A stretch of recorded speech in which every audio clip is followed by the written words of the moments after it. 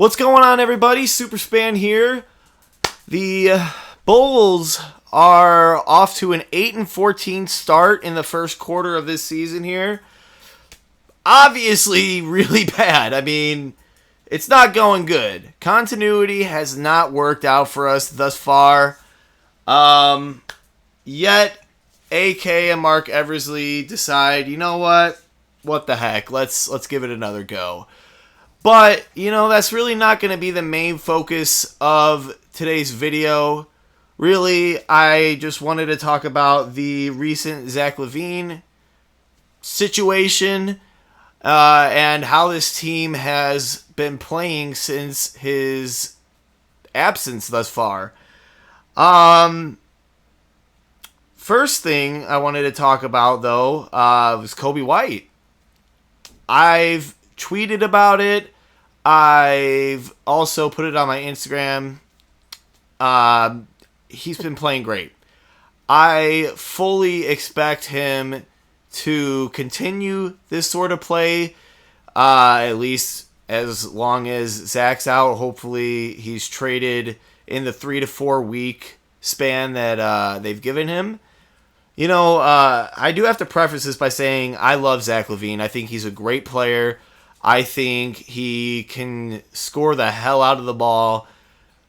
And honestly, he's been an extremely loyal player even up to this point. He didn't really full on demand a trade or anything like that. To my knowledge, I don't think he's requested a trade. He really just sort of allowed his agent to be like, yeah, we'll accept a trade to wherever. He gave out his list, yada yada. The only issue that I have with Zach is how he's just kind of given up right now, which is very easy to do when you're not going to be with this team very long. But it brings the team down, it brings the energy down, and most importantly, it brings the gameplay down. It's just embarrassing to watch. One of the games, I think the last game he played before he got hurt, he played 27 minutes and scored 2 points. Now, he didn't play a whole game, but he went 1 for 9 and scored 2 points? That's awful. I hate to see that. It's like when Vince Carter gave up on the Raptors, and then once he got traded to the Nets, started just going crazy again. It was Vinsanity all over again, and I fully expect the same thing to happen with Zach LaVine once he gets traded. Now, the only thing that is a little annoying is there's been reports all over the place that there's no market for him right now, which honestly is completely understandable. Who would want a guy with that contract that's playing as poorly as Zach is on their team? Who would want to give up what AK and Mark Eversley are asking for him? I'll answer that. Not a lot of teams, if any. It's going to be tough. I really feel like they're going to have to just, come with the terms that, yeah, maybe we're not going to get a good offer. We messed up giving him that contract, and I'll be the first to admit, I was one of the people that wanted them to give him that contract because I was like, well, you can't just let him walk. And honestly, I'll stand by that notion that you couldn't have just let him walk because that would have been foolish. He's the type of player where you could get a solid return for him. That is, if he's playing well and has a reasonable contract. If he was playing well and had a good contract, we probably would be able to get a guy like Austin Reeves and maybe a first-round pick or two from the Lakers. But since he's not playing that well, I feel like we'd be lucky to get a guy like Rui Hachimura and a 2028 first-round pick or whatever first-round pick they have for Zach LaVine there. It's just a weird situation. But, enough of that negativity. Let's move on to some of the good stuff, which, like I mentioned, is Coby White. He's been balling out, man. He's averaging 15 points a game, shooting 40% from three. Honestly, he's my favorite Bull right now. He's just improved year in and year out. He's improved on his ball handling, his playmaking. He's just, I mean, God, he set a record, I believe, I think like for 3 threes, shooting a certain percentage over a certain span of games. I think like 7 or 8 games it was. And I mean, I honestly fully expect him to take a Lauri Markkanen type leap in the next year or two, if not this season. You know, I mean, the season's a quarter of the way gone now, but who knows? He's still playing very well. And it's not just him. It's this entire team, minus Zach LaVine, that since he's been out, have been on a 3-game winning streak. Now, that's not crazy, but we beaten the Milwaukee Bucks. We just played last night and we won. I forget who exactly it was against. It was the Charlotte Hornets. So they're a bad team and they didn't have LaMelo, but we still whooped them. I feel like it would have been closer to a loss if Zach had played, because he's just out there going through the motions, you know, taking his bad shots like he normally does anyway. But Vooch is playing better.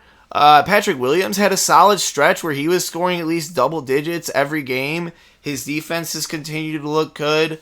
He didn't have a good game against Charlotte last night, but hey, you'll take and you'll give with Patrick Williams.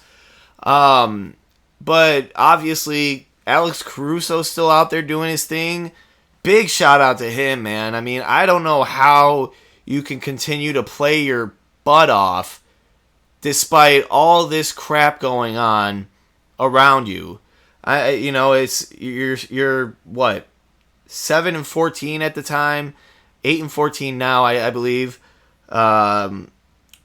Things are looking bleak, man. But he continues to still play his ass off and show that he still loves this team. And everybody's out there blaming Billy Donovan. And yeah, you know what? Maybe he is partially to blame. But when your star player is out there playing all lackadaisical, not putting any effort into it, and just being like, yeah, I just want out, you're not going to win games. You know, I'm not an NBA playmaking expert, whatever you want to call it. I'm not an expert when it comes to reading defenses or paying close attention to the plays that Billy calls and whatnot.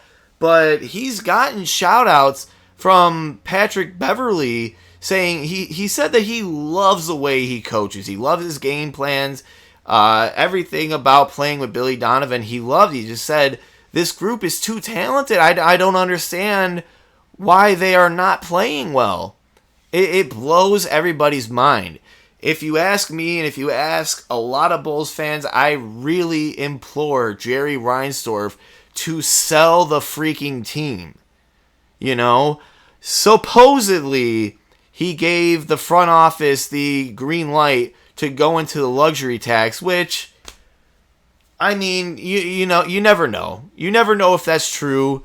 I don't believe anybody really confirmed those rumors, and I don't really see them addressing it at all. But, you know, maybe they didn't feel like this group was good enough to dip into the luxury tax. I mean, really, what difference would it make if we added 1 or 2 decent role players like a Rui Hachimura or a Mo Bamba? It wouldn't make much of a difference. So, I mean, I'm on board with the retool sort of thing, but my buddy Julian, who you guys obviously know is in the WTW podcast with me, you've seen him on this channel, he brought up a very interesting point, and I believe it was called the Patrick Ewing effect, where your star player who gets all this media attention as a former all-star, once he leaves the team becomes more energized and starts playing better. And I truly believe that with this group, something like that could happen.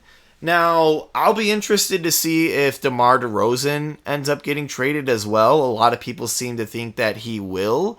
There certainly are teams that are at least a little bit interested, like the Lakers or Clippers or whoever. Probably the Lakers, actually. I don't know why I said the Clippers.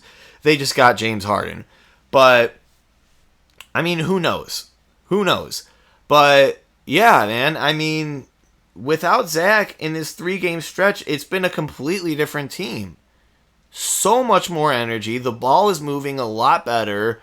I've seen entry passes into the post for Vucevic, which is insane. I mean, how often have we seen that? But I don't know, man. I really do believe in this young group. I really, really do hope that we could get a good return for Zach LaVine. I doubt it, but I hope. So, I mean, we'll see. But until then, we're just going to have to deal with all these rumors going around.